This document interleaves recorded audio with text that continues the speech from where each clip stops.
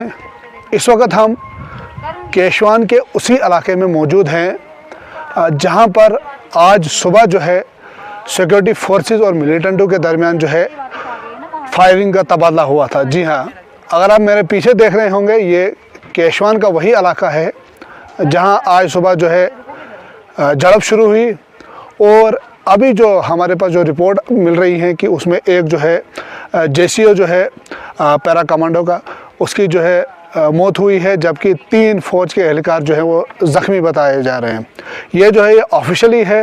White night crops की तरफ से जो है इसकी तस्दीक की गई है कि एक फ़ौज का जो है जेसीओ जो है उसकी हलाकत हुई है, जबकि अभी भी जो इस इलाके में जो है फायरिंग का जो है तबादला जो है वक्फे से जारी है। मैं आपको बता दूं कि ज़िला किश्तवाड़ का ये वही इलाका है केशवान जहां जुमेरात की सुबह जो है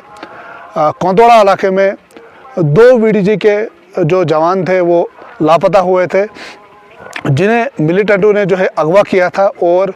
उनकी जो लाशें जो थी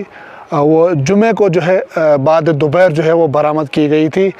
इसी केशवान के इलाके में, क्योंकि ये जो केशवान का इलाका है काफ़ी बड़ा जो है पहाड़ ऊपरी जो है पहाड़ी इलाका है।